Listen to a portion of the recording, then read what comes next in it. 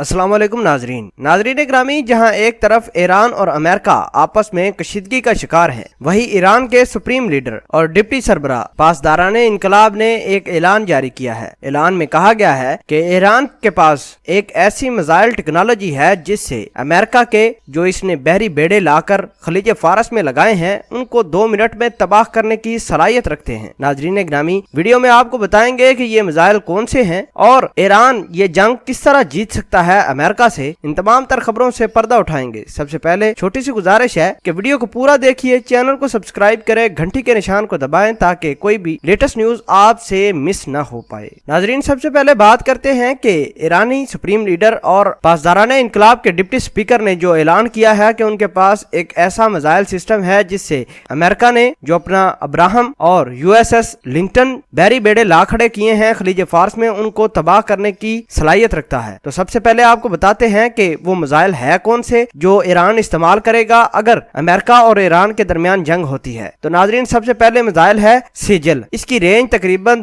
2000 से ज्यादा किलोमीटर बताई जाती है। नंबर 2 पर इनके पास जो खतरनाक मिसाइल है वो शहाब नामी मिसाइल है जिसकी रेंज 2200 से 2500 किलोमीटर बताई जा रही है। और तीसरा मिसाइल इनके पास सुमेर नामी है जिसकी तकरीबन 5000 से ज्यादा किलोमीटर रेंज बताई जाती है, जो किसी भी टारगेट को आसानी के साथ हिट कर सकता है, चाहे वो टारगेट कितना ही बड़ा क्यों ना हो। और सुमेर नामी ये मिसाइल सिस्टम आसानी से डिटेक्ट भी नहीं किए जा सकते। यही वजह है कि ईरान के सुप्रीम लीडर और पासदाराने इनकलाब के डिप्टी सरबराह ने ये जो ऐलान किया है कि उनके पास जो मिसाइल सिस्टम है वो आसानी से अमेरिका के शिप्स को हिट कर सकता है। दूसरी बात यह है कि ईरान के ऊपर बड़ी ज्यादा पाबंदियां हैं। ईरान के पास कोई रास्ता नहीं, क्योंकि ईरान की तमाम प्रोडक्ट्स या आइटम्स के ऊपर अमेरिका ने बहुत ज्यादा टैक्स लगाया हुआ है। ईरान अपने आप को उसी वक्त स्टेबल कर सकता है जब जर्मनी, फ्रांस, चाइना और रूस मैदान में आए, या तो सालसी करवाएं या फिर अक़वाम मुत्तहिदा में जाकर ईरान पर लगाई गई जितनी भी पाबंदियां हैं वो खत्म करवाएं। तभी जाकर ईरान की जो करेंसी है वो स्टेबल हो सकती है। अदरवाइज इसके अलावा ये हो सकता है कि ईरान दवालिया भी हो सकता है। और अमेरिका यही चाहता है कि ईरान को बजाय फौजी कार्रवाई से मात दी जाए बल्कि इकोनॉमिक क्राइसिस से दो चार करके ईरान को